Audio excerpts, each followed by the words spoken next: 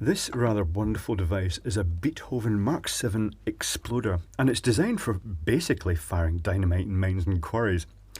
And like the movies really, it's got the handle that goes on the side, and that is the main safety feature that if you remove the handle, it can't really be used at all. And this does not contain any active power sources.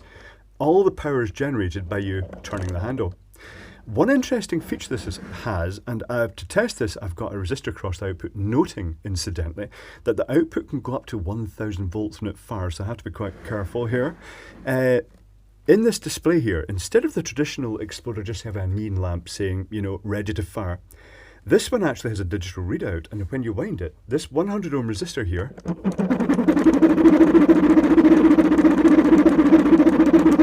gives an indication of the circuit resistance. In this case, it came a bit below the 100 ohm, but that's okay, it's fine for the application. The thing measures up to 1K, and it's designed to give you an indication of whether your circuit's intact, really, more than anything else, and to give you a rough idea of whether it's suitable for firing. The internal capacitor is apparently, here's the data, it's made by Arbra instruments. They've been making them since the early 1940s, quite commonly used in mines and quarries. The capacitor inside this, it says the minimum capacitance is 9.5 megafarads and the maximum fire voltage is 950 volts. So the best part of 1000 volts. Let's see, and it measures up to 2K. Right, okay. So here's how you use it. If you want to actually check the resistance of the circuit, you wind the handle, and note that if you wind it too slowly, you're going to get erroneous readings because the meter in here is powered from the handle as well. So you wind it quite fast, and it gives you an indication of the resistance of the circuit. In this case, it's about 98 ohms, which is, it's a 100 ohm resistor, that's absolutely fine. But to fire it, and I have to be careful here, I'm not going to turn it too long because I don't want to pump 1000 volts across that resistor. Maybe that's, I will be firing something this later though. But to fire it, you push this button in here and you have to push it with sizable force. It takes modest force, and you have to hold it in and then wind it. And once it's charged up to 1000 volts, it dumps itself and it just pumps the output. And it fires all the explosive charges that are wired in series. Now, the reason they're using such a high voltage is because traditionally it's a sort of disposable wire used with the explosive charges. You don't tend to reuse the same wire because usually it's buried under rubble. So they just use a fairly thin disposable wire with solid cores. I think it's solid cores they tend to use. That's certainly what the pyro companies use that use the firework firing systems. And they either twist them onto the detonator devices, or they use, in the case of the pyro industry, they often use the gel crimps that when you put the two wires in, you squeeze it down a pair of pliers, and it just bridges the wires. It uses insulation displacement to join them together. Typically, it's safe. Typically, the resistance of a detonator is around about 1 ohm, and this can fire up to 100 of them in series. It can fire between 1 to 100. So that adds up to quite a resistance.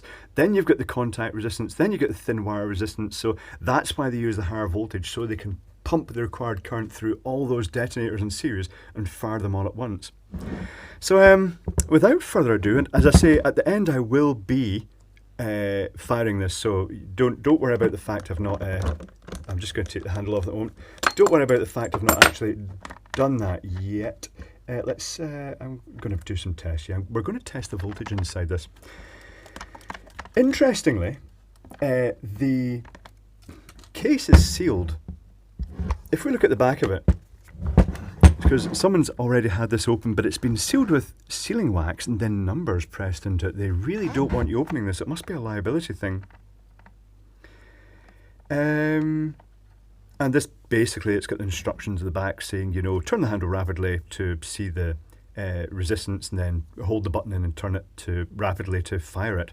It's different from some of the others. Some of the others have the charge button. You hold the charge button and you wind the handle, and then the neon lights up, and once that lights up while still holding the charge button in, you press the firing button. It means that you know when it's going to go off. With this one, you don't actually quite 100% know when it's going to go off.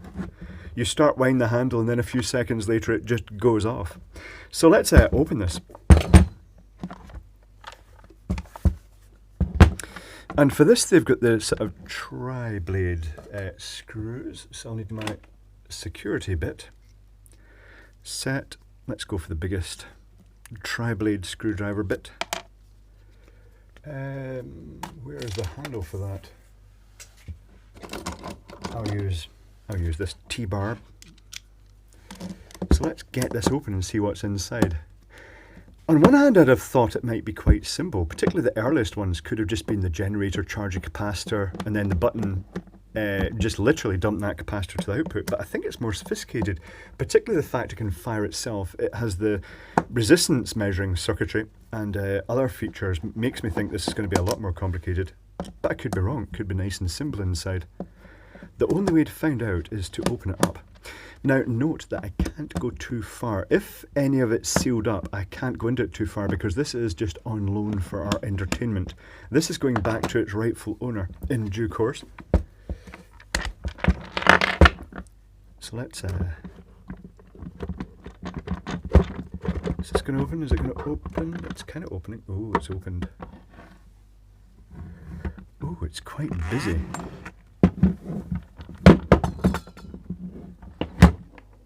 Is that a microwave oven capacitor? 450 volt, 10 microfarad, 450 volts. I wonder what that's actually going to get charged up to. Can I access those terminals? Can I get a meter onto those terminals? I'm going to bridge those terminals out for a start with a suitably insulated screwdriver just in case it's holding a charge. This is probably a bad idea. No, it's discharged. I'm also seeing this resistor here, which looks like it's probably a discharge resistor. Now, these things are designed that as soon as you let go of the firing button or as soon as you stop cranking the handle, they will go into a safe state. In this case, oh, blimey, look at that. Oh, does this come out? Does it come out further? Oh, that's better. Oh, nice. Nice, nice, nice, nice, nice. That's quite pleasing.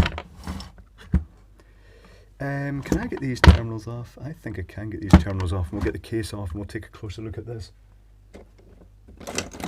Now I've lifted it up and sort of changed the sort of spacing a bit, I may have to refocus a bit on this. So if it's out of focus, just bear with me. In fact, you know what? Tell you what, let's refocus right now. Here's my cheat card for focusing. There's my cheat card for focusing and focus. That's better. So can I get this off completely? Can I get these screws out? Are they going to come out? Are they designed to come out? They might not be designed to come out, or they might be in with lots of force deliberately to make sure it doesn't come apart accidentally, which would be quite good. Part of me is wondering if there's other capacitors in here. I guess I'll find out the hard way if there are. So I'm just going to make a note. The red wire is going to that one. I'm just going to make a wee Sharpie dot on there to say red. There we go. The case is robust in its own right. It's got a O-ring seal around it as well. This is neat. Very neat. It's such a toy. It's just, you know, made for bad boys and girls fundamentally.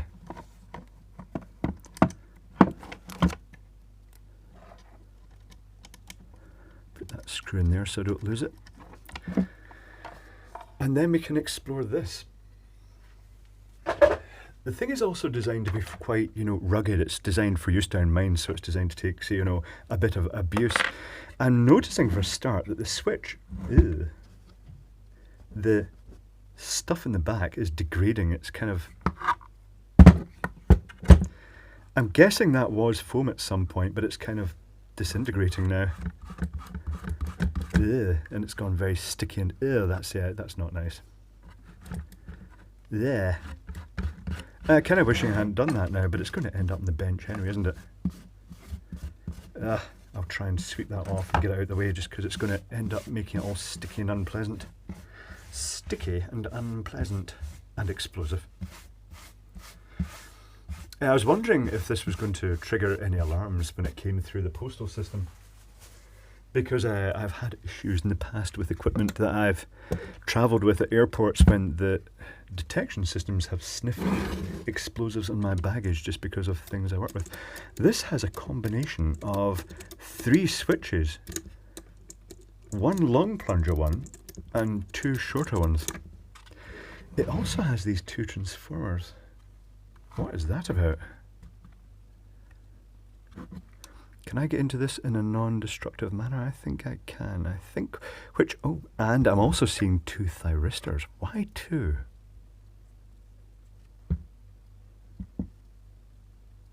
Or are those diodes? No, they're thyristors because they've got the 2 top connections. I'm going to try and take this cover off and go into this a little bit. I'm seeing these potted modules with, it's a sort of gelatinous potting compound. That's a bit unfortunate. There's the neon for that shows you when it's going to fire, or when it is trying to fire. Let's try and get some more off.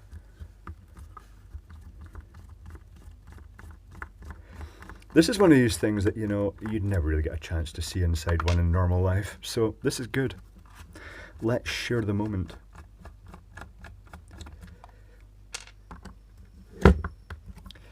I'm wondering if the 450 microfarad the 450 volt 10 microfarad capacitor is actually charged up to 1000 volts. I guess, you know, I could bring in the data logging meter and we could check that. I think the amical goes up to 1000 volts. We'll soon find out if it doesn't, if it's the bit that detonates.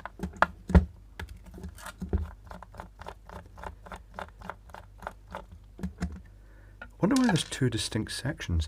I wonder if the 2 transformers are actually stepping the voltage up from this generator section.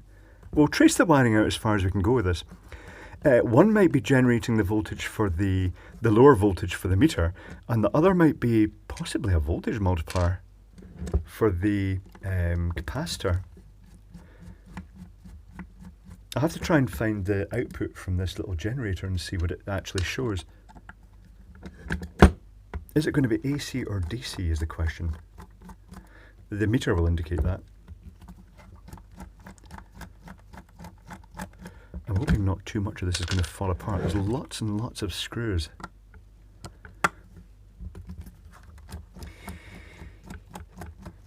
The motor looks like a standard, should I say, the capacitor looks like a standard motor capacitor. Usually one for either start or run.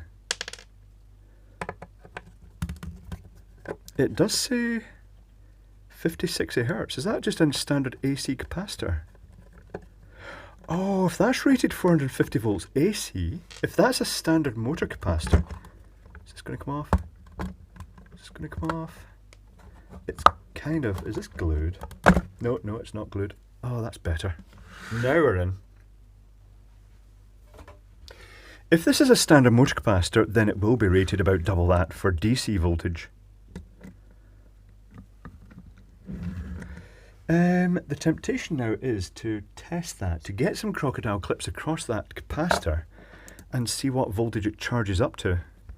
There's the little generator output winding with a red and black. Oh, there, it's going to this switch here, which may actually divert it to 2 different directions.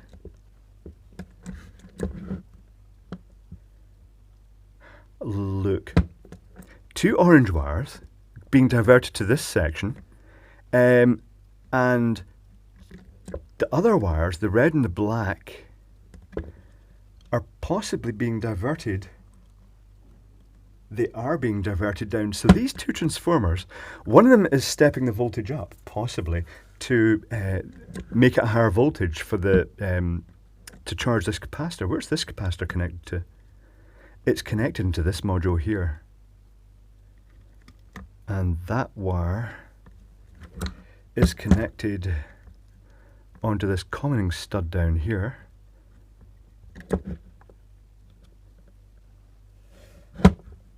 And into this module. I reckon this is the high voltage module.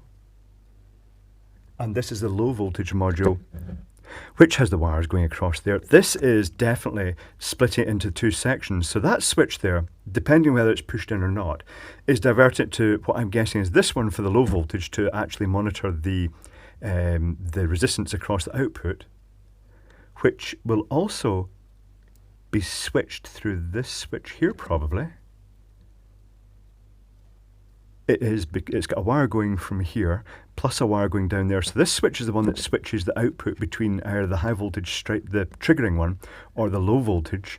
This is the one that chooses what the function of the generator is. And this one here is probably the discharge. That's why it's got this resistor on it. So this one is the one that automatically, as soon as you release the charge button, it's going to dump that capacitor and discharge it. Right, this is going to be precarious, but I'm going to try and measure the voltage across. Well, I'm going to measure the voltage across the output first. I can only see one winding on the output of this, so I'm going to have to attach the handle again.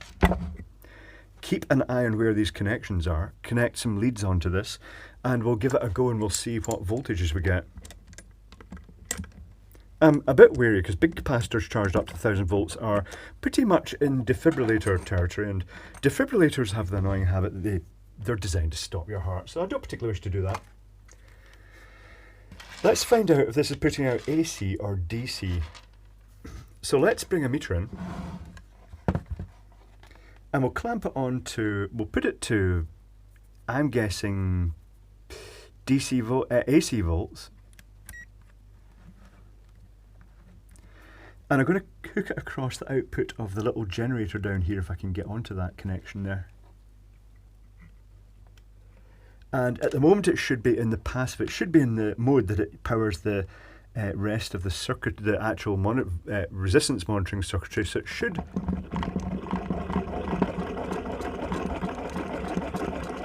It's putting about 50 volts out, 50 volts AC. Okay.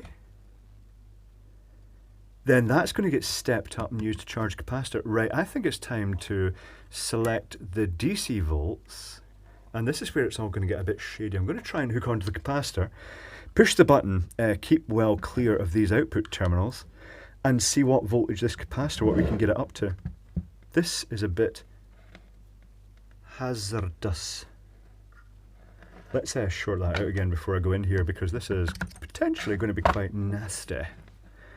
So I'll get one connection on here,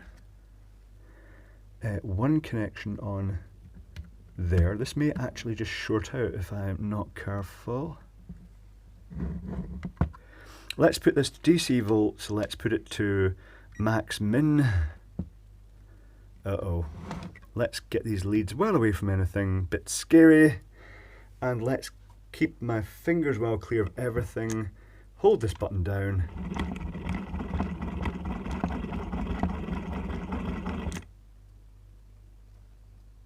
Okay. Range. Let's take it off max min here. DC voltage.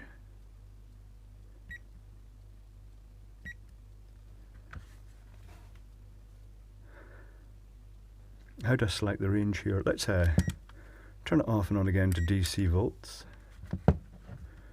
Range.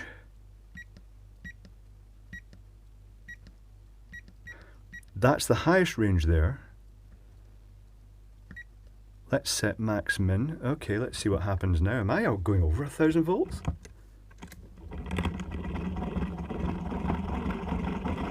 $500, $600, $700, $800, $900 volts, and it fired.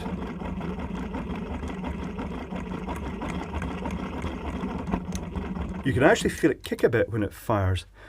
The maximum voltage I reached there, and it's now dropped to zero very quickly, was 956 volts. So that's within 6 volts of the specification. 956 volts. That's kind of scary.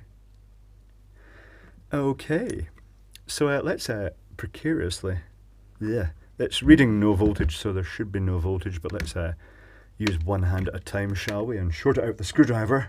It's always a good idea.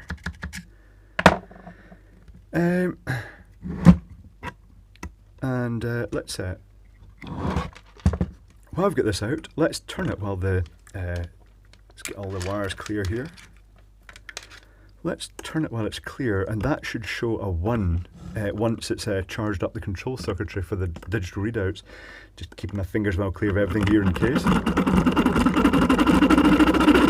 Yeah, it's showing the 1 out of range, and it holds that for a moment, so there is a capacitor in there just to hold that charge. So that's quite interesting. I've just completely forgotten what all those voltages were, that it was at 50 volts or so it was putting out, and then it steps it up. So how is it stepping up? It's using this transformer, is that just a rectifier in here, or is there a voltage multiplier? The triggering circuit is also going to be in the high voltage section down here, and it's got 2 thyristors, but why are there 2 thyristors? How are they wired? I can't really go into this too much further. Yes, I can.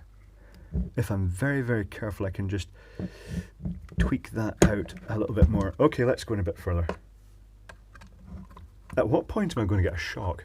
Technically speaking, the voltage should drop to near 0 volts when it's not active. It's just a safety feature. It's just designed to stop people triggering explosives as soon as they're connected. Nice, all the screws are the correct same size. This is not necessarily coming out. Is it coming out? There we go. Thyristors. 2 thyristors. 1 is just going into this circuitry here. Is that a shunt circuit? And this one looks as though, well, it's going in there as well, but where's it going to the output?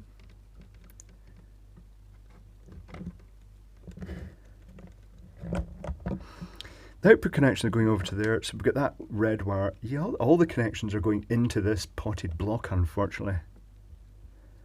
I'm not sure what's in here. I can feel something fairly hard under there, but I can't go in too far here, because as soon as I go in, it's damaging, you know, effectively it's breaking this sort of moisture resistance.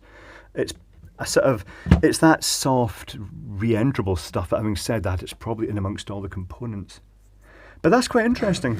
That is very, very interesting, and quite frankly, turning the handle on this is it's just great.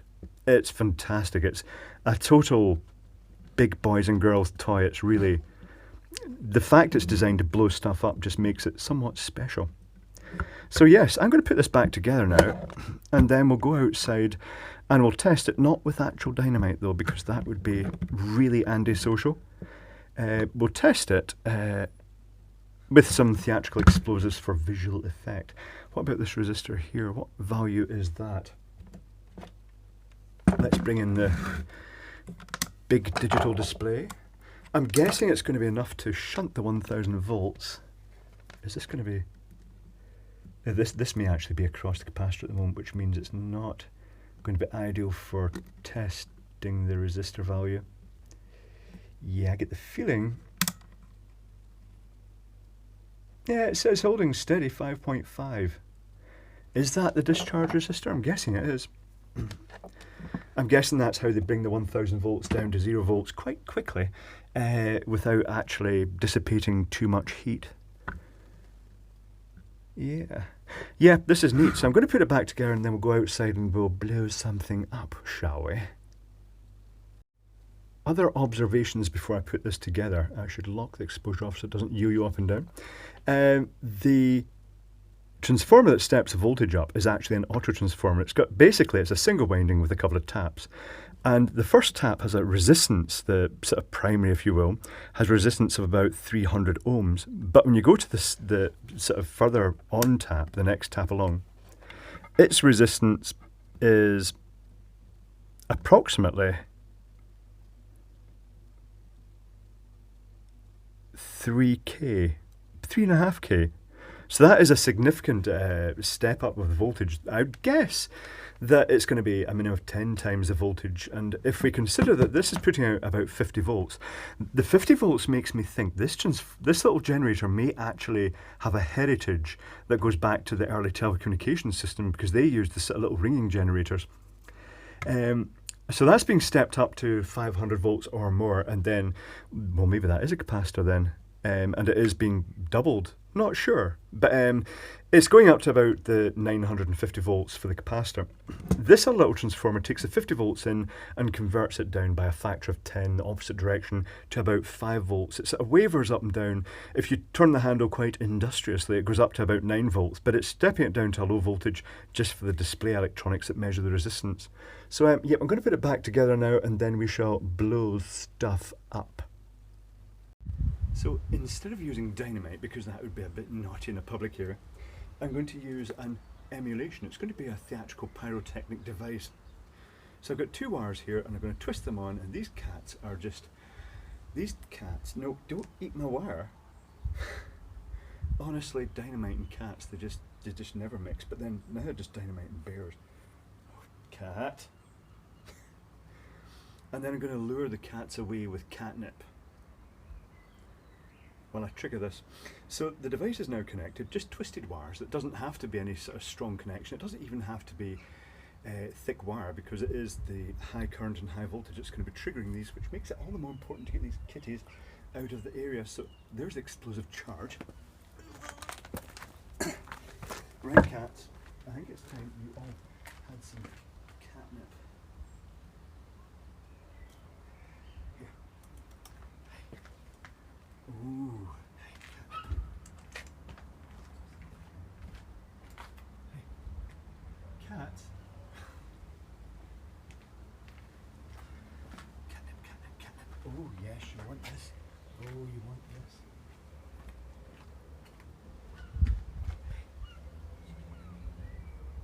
Come on, China.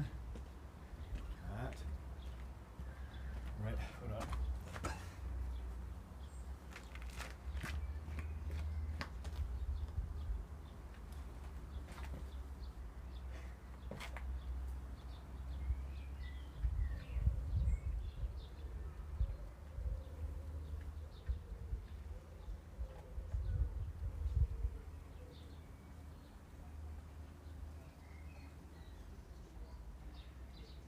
You are just being a real pest at the moment.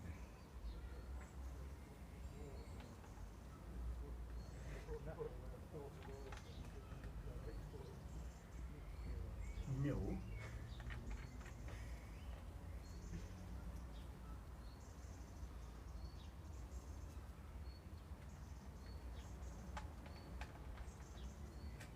Cat.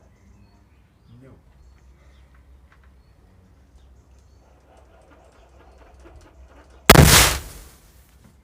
Should do it.